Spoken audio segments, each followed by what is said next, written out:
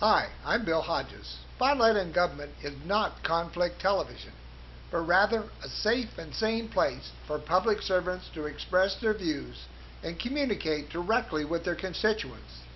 Those who would scream and yell to rudely disrupt informational meetings have no place on our show. However, if you are one of the people who really wants to learn what's happening at all levels of government, this is the place for you. Hi, I'm Bill Hodges, and this is Spotlight on Government, and we've got a great guest for you today, Adam Putnam, Florida 12th District, U.S. Congressman. Adam, so good to have you on the program. It's great to be here. It's been too long since I was here last. Well, we really appreciate your coming, and I want to do just a little disclaimer here. Congressman Putnam is leaving from the studio here, catching an airplane for Washington, and we'll spend a good share of the next month in Washington. And this program will be taped here on the 12th of January. It will be shown throughout the month and into February. So if some water passes under the dam and things change, understand once it's taped, it's down. That's right. So, Congressman, it's there for the ages. That's right. You know, we've gone through a really, really cold spell here. And in fact, this morning I think it was down to 28. This has got to cause a lot of problems for our constituents, or your constituents here in Florida, especially since you're in a rather agricultural area. Well, it certainly has been an unpleasant 2 weeks for those of us who've gotten thin-blooded as Floridians. And I've never seen a duration of cold like what we've seen in Florida here. But early estimates are that there's significant damage to agriculture, especially vegetables a little further south of us around Immokalee and LaBelle. They had sweet corn and squash in the ground. You know, 40% of the fresh fruits and vegetables grown in America in the winter months are grown in Florida. So it's a huge industry. It's the #2 industry in Florida, even when times are good, even when tourism and construction are good. Agriculture's #2. It's really kind of holding us together right now. But looks like strawberries made it through reasonably well. Citrus made it through reasonably well. But tropical fish, kumquats, vegetables, and some of the more tender nursery plants that people have in their homes and things really got frozen pretty severely. Will there be anything the federal government can do for these people who are... I could never be a farmer. I'm not a big enough gambler. Well, that's exactly right. There's the story about the farmer who won the lottery, and they said, what are you going to do with the money? He said, well, I'll just keep farming until it's all gone. You know, it's a tough business with changing markets, new pests and diseases, and, of course, freezes and floods and droughts and everything else. But, you know, farmers are pretty resilient folks. If the damage reaches a certain threshold, some crops will be eligible for disaster assistance. Most of the things that we're talking about do have some type of crop insurance where farmers purchase a policy that hedges against the risk of a loss. And so that's what a lot of folks are going to be relying on these next few months. Let me switch to another question. And the question is, at this point, Congress is held in very low esteem by the American people. How do we change that? You know, it's really a sad statement about the institution of Congress. And it's always been sort of a national sport. I mean, ever since the beginning of our republic, it's been sort of a national sport to hold elected officials and government in a distrustful eye. But it's at an all-new low. And, you know, you see a wave of support and confidence in elected officials in times of national tragedy. There tends to be a rally around the flag effect, and then it falls away. But we're pretty divided as a nation right now, and Congress reflects that. There's also a sense out there that Congress just doesn't get it, that Congress isn't listening to the American people, that Congress is not focused on the things that are important to the American people. When you have double-digit unemployment, when you have so much pain out there, when you're seeing tumultuous times caused by the collapse of the financial markets. And then on top of that, you have scandal. You know, you just have crooks and thieves and people who abuse the public trust. And you know, Congress, you know, Will Rogers is pretty funny. In talking about Congress one time, he said, you know, it's just a reflection of the public that you can't dip clear water from a muddy stream. But it's actually worse than that. You know, when you have people on both sides of the aisle who are focused more on their own power, their own authority, their own ego, their own enrichment, and their people suffer. And so we've seen high-profile members of Congress. We've seen some expelled. We've seen some go to jail. We've seen some thrown out of office by the voters because they have lost their way. And we have to complete this effort to really get rid of the bad apples, because there's a lot of good people, a lot of good, hardworking public servants in Washington on both sides of the aisle who represent their districts well, but they're painted with the same brush when you have people who abuse the trust. And when you look at the challenges that are out there facing our nation, whether it's the economic challenges, the challenges from terrorism, the challenges of solving really difficult, complex issues like health care reform or dealing with preparing our young people to be competitive in a global marketplace, all of the easy answers are gone. I mean, you know, saving Social Security, saving Medicare, making health care more affordable, putting people back to work, all the Band-Aids have run out. And in order to really implement the type of public policy that's required to solve these problems, you have to have the faith and trust of the American people to implement them. And we're not there. And so you're really seeing this anger and anxiety and frustration boil over in town hall meetings and in letters to the editor and in cable news programs, commentary, and talk radio and everything else. And I kind of blame cable news. Well, yeah, it's a factor. It is a factor. It's interesting how, you know, at the beginning of our nation, the media was very diffuse. You had a lot of different newspapers. They were openly political. Candidates, you know, Jefferson had his paper, Adams had his paper. And everybody sort of knew that's the Federalist paper, that's the Anti-Federalist paper, that's the Republican paper, the Democrat. I mean, we still have papers around America today named the Democrat. My hometown newspaper is the Polk County Democrat. And then with the advent of radio and television, you saw this convergence where everyone, you know, throughout sort of the golden age of television, the 50s, 60s, and 70s, everybody's getting their news from three places. And so those three networks sort of decide what the news is. Now we've seen it go back the other way to where it was really in the early days of the nation, where you're selecting your source of information based on what your beliefs already are. So you're an MSNBC household, you're a Fox household, you're a Keith Olbermann person, or you're a Rachel Maddow person, or you're a Rush Limbaugh person, or a, you know, and so you pick your source of news based on where you already are. And that reinforces where you are. Where you are, and the fact that it's now 24/7 reinforces the horse race mentality or the full contact sport mentality, and there's less room for folks to really find the things where they share common purpose as opposed to finding their differences. One of the things that I have felt very strongly about is changing the way we elect officials. This party system where you have a primary, and the primary is primarily the faithful going in and voting. And so if you're a Republican, you go hard right. If you're a Democrat, you go hard left. And those of us in the middle, the moderates, are sitting here. Now we have to make a choice for the hard left or the hard right. Is there any way that you can think of to eliminate that? I think up in Michigan, don't they allow independents to go vote in one or the other?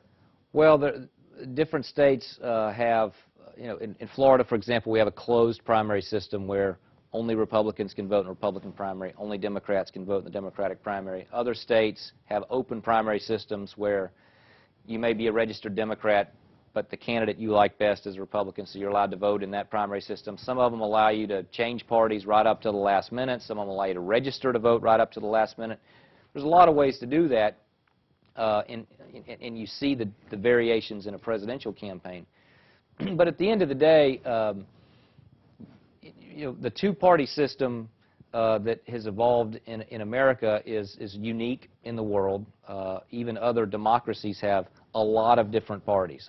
You know, a parliamentary system where you have coalition governments, and you know, I don't think that's a better way. As Churchill said, I think, you know, America has the worst system except for all the rest. For all the rest. As ugly as the two-party system is, and there have been movements over time to challenge that, whether it's Teddy Roosevelt, you know, going back to the turn of the century, challenging, you know, his party, whether it's Perot, Anderson in '80, the talk of the Tea Party movement today and whether they want to be their own party. But really, the two-party system has sort of stood the test of time.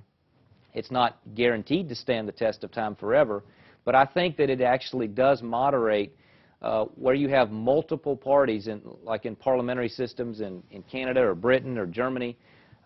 You really slice and dice the electorate. And what you have in America are two big tents. Now, there's an argument going on about how big of a tent they ought to be, but for all practical purposes, you have two big tents. And the variation between a San Francisco Democrat and a South Georgia Democrat is pretty broad. The variation between a Connecticut Republican and a Republican from the suburbs of Atlanta is very broad. Is it really? And so the party, the two parties, in a sense, find consensus on their side of the ideological spectrum and then run the candidate you know, toward the middle in the general election. If you didn't have those two parties, if you had 25 parties, where you really had a Green Party, a Socialist Party, a Worker Labor Party, and then you had on the right you would have the Republican Party, the Conservative Party, the Tea Party, the Family Values First Party, the Evangelical Party. You would really slice and dice it the way that the media has been sliced and diced, and I don't think that that would be a helpful thing in the dialogue in American politics. Okay, I'd still like to see it fixed. So let's go on past that. Leaving health care aside, and that's like saying we're going to ignore the bear sitting in the corner. That's right, a big bear. But where do we go on jobs from here? If stimulus isn't the idea, I'm not a great believer in trickle-down economics, letting this group have more and more money so they can maybe spend something at a restaurant. What are we going to do about fixing the job situation? Well, what we have to do, there's two components to that. One is what we do here in Florida relative to the rest of the states to get Florida back on track, because Florida's in worse shape than a lot of the other states right now. Let's stay with Florida then. So, you know, in Florida's case, you have an economy built essentially around three industries: tourism, construction, and agriculture. Agriculture, even in the good times, is the second largest industry. Construction is famous for its peaks and valleys. It's in a bust cycle at the moment. But at the end of the day, Florida can come out of this great recession stronger and more diverse than it went into it if we make some smart decisions now and make ourselves more competitive relative to the other states. The fundamentals in Florida, I mean, the things that draw people here from Ohio, New Jersey, Pennsylvania, Illinois, are still strong.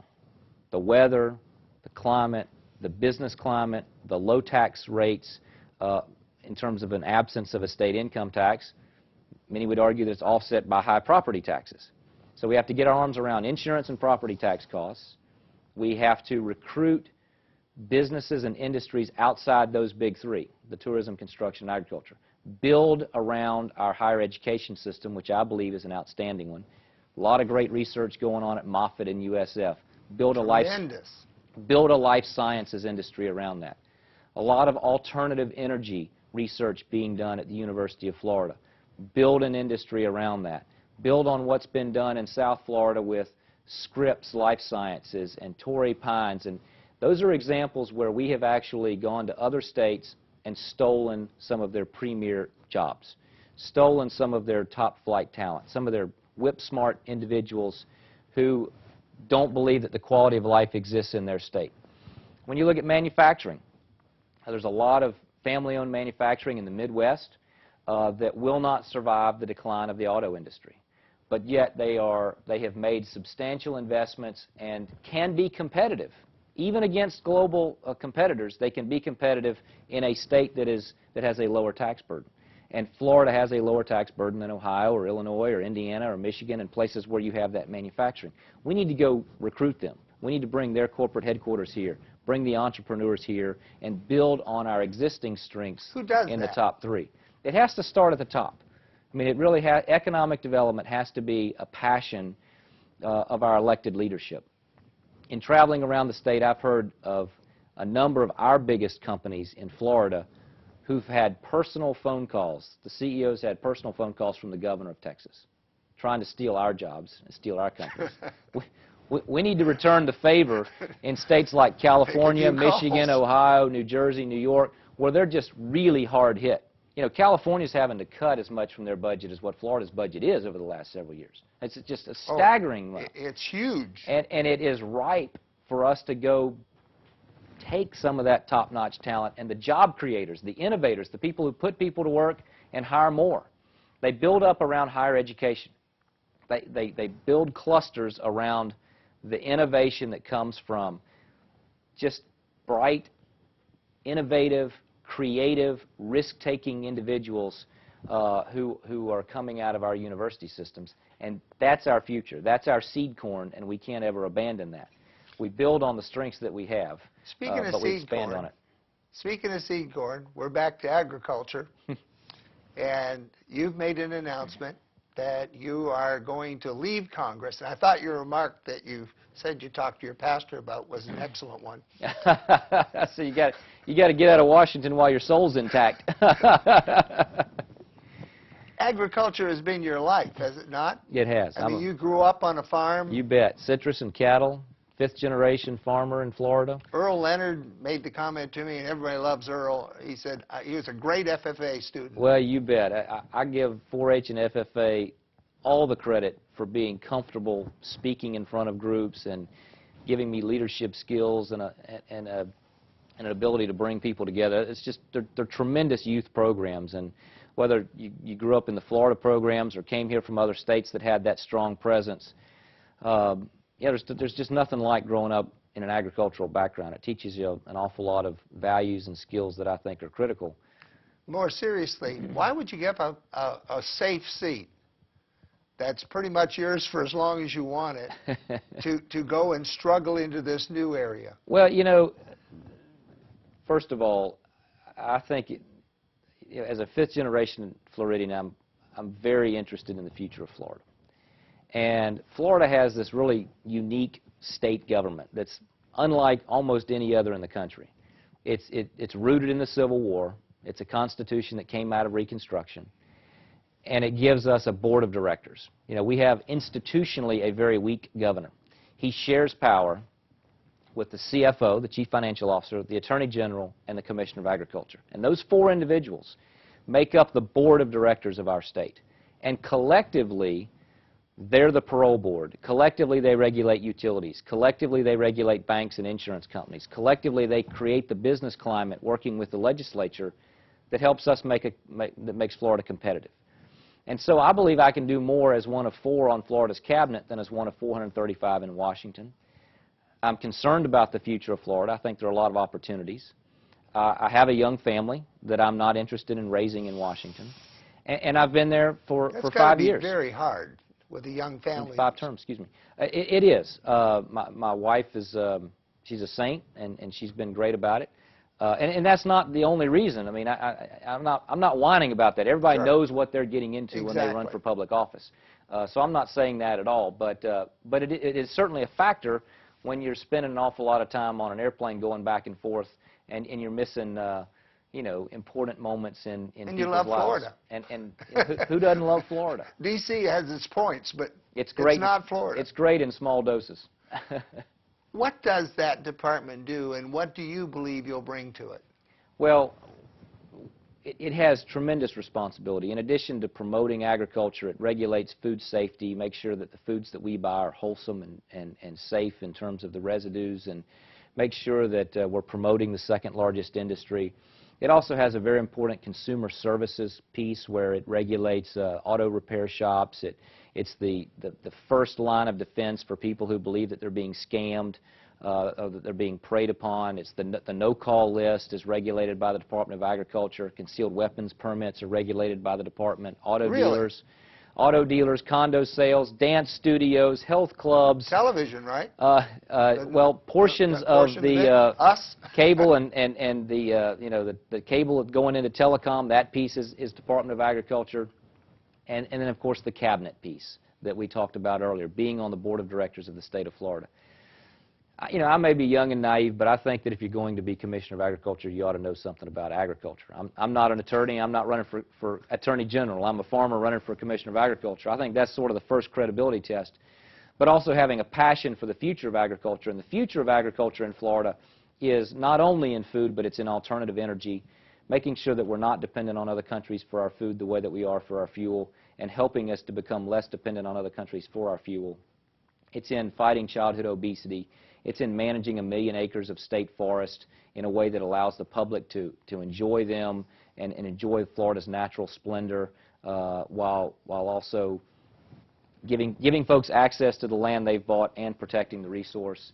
And it's about making Florida a better place to live, to raise a family, to start a business, or to relocate a business. If you could just throw mother and apple pie into that list, we'd have a complete one. That's right. Cue up God Bless America in the background, right?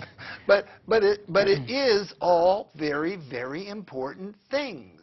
And I don't think Absolutely. the public, if you talk to them about the cabinet posts there with agriculture, I don't think most of them have any idea all the multitude of things that are included in there. They don't. As I travel around the I don't state, even know how they got there. Yeah. As I travel the state, I spend the first 10 minutes explaining that we have the office, and in some cases explaining that we have agriculture in Florida. But a lot of people, you know, land at the Miami airport and go straight to the beach and never see the interior, where we're really the winter fresh fruit and vegetable capital of America, where we're producing the citrus and the berries, and the blueberries are now coming online, and we're going to be an alternative fuel producer as well. But it is very important, and we don't have on our cabinet, on that board of directors of the state of Florida, we don't have a commissioner of beaches, we don't have a commissioner of theme parks, we have a commissioner of agriculture. And it's because of its importance not only to the Florida of the past, but the Florida of the future. And when you look at the challenges that are out there, swine flu, bird flu, salmonella, food safety and public health issues, there's a huge agricultural component. When you look at childhood obesity and bringing down public health costs and helping to get Americans to be more nutritious and healthier, a tremendous agricultural component. Getting people to unplug their children and grandchildren from the Xboxes and the PlayStations and get them outside and introduce them to this glorious ecosystem that is our state. Or at least convert to the Wii Fit, exactly. One baby step at a time. These are important issues, and while the egos are in Washington, the work's being done in the states. All my guests, I give them an opportunity to talk directly with their constituency. Tell them anything you think would be important to tell them. So, Congressman Putnam, why don't you just do that right now? Just talk directly to the people and let them know what you're thinking. Well, thank you. Thank you for this opportunity. And you know, there's a lot of angst out there. You know, this is a time of great frustration and anger. And people say, well, what can I do? What is it that I can do to get Washington to hear my concerns or hear my frustrations? And, you know, this country's been through a lot of tough times throughout its history. And it's important that the American people not lose faith, that they realize, that they recognize the power of the ballot, work for people you believe in, support people you believe in, write letters to your members of Congress or your school board members or your governor about the issues of the day, and stay engaged. Our system depends on each American being engaged in public life. And when people become apathetic, the system falls apart. And what we're witnessing out there is frankly the way the system ought to work. You're seeing a great national debate about important issues. These are not meaningless issues that we're fighting about in Washington or in breakfast tables or in cafes and diners all over America. These are real issues about the future of our country. And so if we remember the historical perspective of that, of being involved, being engaged civically and having this great national debate, not in the streets, but through our elected officials, it helps us get through these tough times, because this is nothing compared to what we went through in the 60s with civil rights in Vietnam. It's nothing compared to what we went through in the Depression. It's nothing compared to what we've been through in the years leading up to frankly the splitting of our nation and the war that came from that. So we just have to continue to pull together as American people, believe in the system, work for the individuals that we believe in, and ultimately our system is still the best in the world. It's interesting. You really put something in perspective there. My good friend Gary Mull from Ohio, another professional speaker, he and I sat up till 1 o'clock this morning debating all these issues. Right. But we did it civilly. Sure. We didn't yell at each other. We didn't disrupt meetings. We didn't scream. We didn't make threats. And that's what I'd really like to see, is a civil debate. And I don't know how to get these people who think they have to stand in a meeting and scream to be heard to understand that they look silly. Well, there's definitely a passion and anger out there, but it is most productive when we listen to each other, when we have these town hall meetings in classrooms and cafeterias and community colleges, and really hear each other out, and find that even on the issues where there's great division, as Americans, there's still an awful lot of things that unite us. Well, Ronald Reagan made this statement. He said that at 80% of the people who agreed with him, and there was 20% of the people who didn't. And what he said here was that it wasn't 20% of the people were idiots. They just didn't understand. Right. And I think that was an important thing. I have so enjoyed having you on the program. I know your schedule is absolutely horrendous, but I want to issue you an invitation to come back anytime you can. I know you're probably going to be very busy running for the new position and also doing your job as a U.S. Congressman.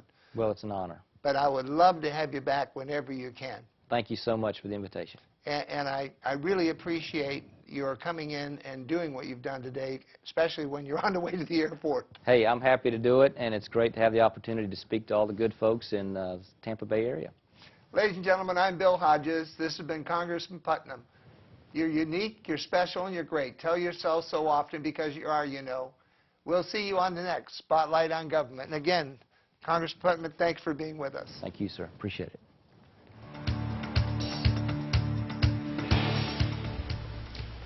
Well, that's it. You've just finished watching Spotlight on Government. Each month, we bring you elected officials and others who impact upon your life. We hope that by bringing them to you in a non-threatening environment, you will get to know them better than you would by watching 30-second sound bites provided by commercial television. As moderator of this program, it is not my intention to tell you what to think or how to think, as do the talking heads on MSN and Fox News. What we hope you'll find here is information needed to make up your own mind on the subjects of the day. Programs on this website are delayed by about 30 days to allow airing cycles on Tampa Bay Community Network to be completed.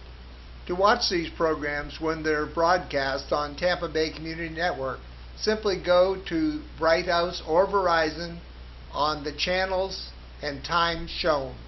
No matter how you watch Spotlight on Government, we're glad you were here. Thank you for your support.